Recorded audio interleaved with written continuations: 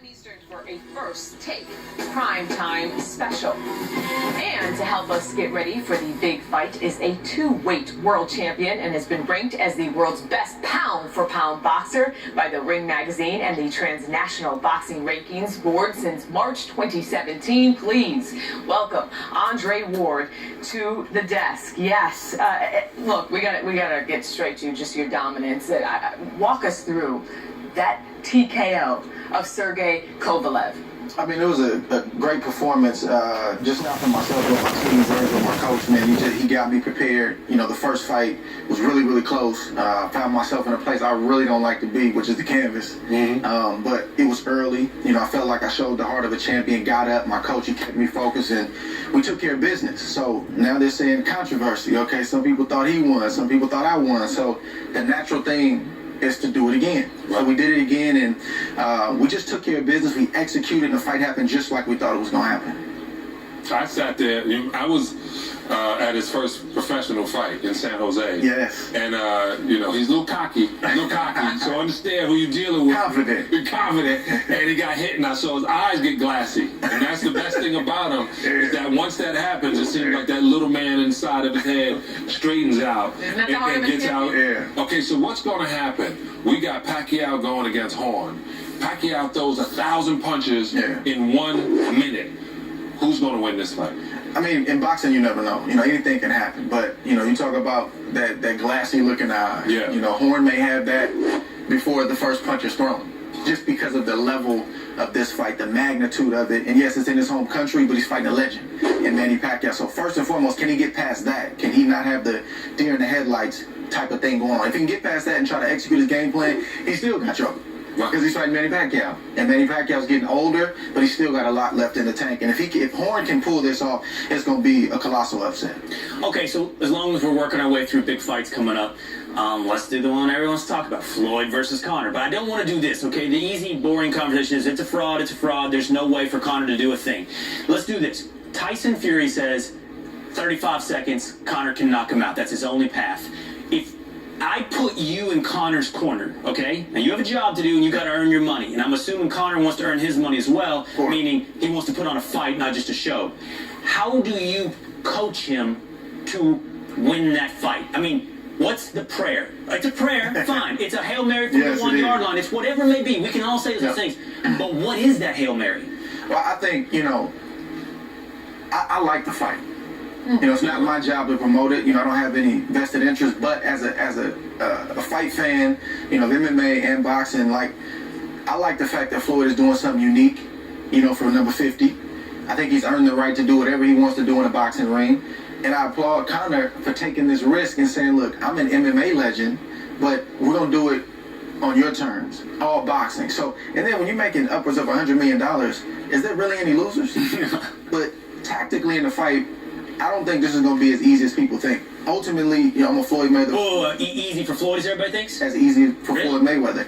I'm a Floyd fan. Floyd's a legend, and he's going to take care of business. Don't get me wrong. But Floyd's 40 years old, and McGregor's a lot younger. He's naturally bigger, and if he has nothing else, he has a big left hand. He has one hand that, if he lands, can cause some trouble. Now, I don't think he's going to land that shot, but just the movements that Conor has, the awkward type of martial arts type of movements, it's going to take a few rounds for Floyd to kind of figure him out, and ultimately he will, but I think it'll be interesting early. Would that be, I'm sorry, John, would that be your advice to Conor? You got to end this thing early. You can't stick around with Floyd, I assume, from round after round trying to box. You're going to have to try to end it early. He's not going to end it early. I wouldn't focus on the knockout, because if he goes out there looking for a knockout, he can get knocked out. I think I wouldn't totally abandon the martial arts moves, like I said, some of the awkward things he does. Obviously, he can't lift his legs, and that's going to be a challenge in and of itself to not kick Floyd or grapple Floyd, and, you know, like he would in an octagon. But be who you are. We're going to work on boxing, but be awkward. Be as awkward as you can. Make it ugly. Because if it's a close fight where there's an argument, and man, Conor, you know, it's a 6th, 7th round, it's close, who's winning? That's a win for him because nobody's giving him a shot. Right. But it's really, really bad for boxing if Floyd loses. You guys are already losing ratings, and people are already paying more attention to MMA. If all of a sudden McGregor comes up and he beats a guy that no other boxer can beat, it's going to be bad for boxing. Well, again, let me say, that's not going to happen, first and foremost. So you're saying... Let me get that off the table. Okay, good. the goal for Conor, I believe, is to make it interesting. Yeah, and you just said a win would be going to the 6th or 7th round. Let the people feel like they're paying for something, that it wasn't a 30-second blowout or a one-round blowout. And boxing's going to be here forever. It was here long before I got here. It's going to be here longer after I left. It's a pastime. Yeah, as much as the potential of being bad for boxing if Floyd loses, what's definitely good for boxing is Canelo Triple G. Yeah. What are your expectations for that fight? I think it's a good fight. I think it's going to boil down to the size difference. You know, obviously, Golovkin is a lot bigger than Canelo. Is that going to be too much? Can he take Golovkin's power? That's going to be like the biggest question for me. But Canelo, he doesn't get a lot of credit for his boxing ability. He's a slugger. He has an aggressive style, but he can box. He's very crafty. He's got a lot of fights. And I think he's going to show that and use that in this fight. I think it's going to be a great fight, and I think it's going to go the distance, and I think it's going to be very, very close. Okay, It sounds like you think Triple G when it's all said and done. Yeah. It's tough to say. It's tough to say. Like, even when I broadcast, it's tough to pick a winner. This is boxing. Like, if you saw my first one, you get hit with one shot, that can not only change the trajectory of a fight, but your career. So I just think with these matchups, it's cool to pick a winner, but it's also cool to say, I don't know what's going to happen, and that's the beauty of it. You got this thing. They said you're pound to pound, probably the best boxer in the world right now. You heard that right now? How do you plan on keeping that? Because you sound great. You know what I mean? You sound great. Your teeth are great. Your lips are in the right place. Not ashy. Not ashy. Your head not. How are you going to keep that going? Like, what are you going to do? You want to stay a boxer? When you win, are you going to move up and get that added weight like Knockout Tony and become a heavyweight? What are you going to do? I mean, like, I'm in the process. Every fight, like, after the last fight, you know, a lot of people are like, oh my God, he said the R word, retirement. Right.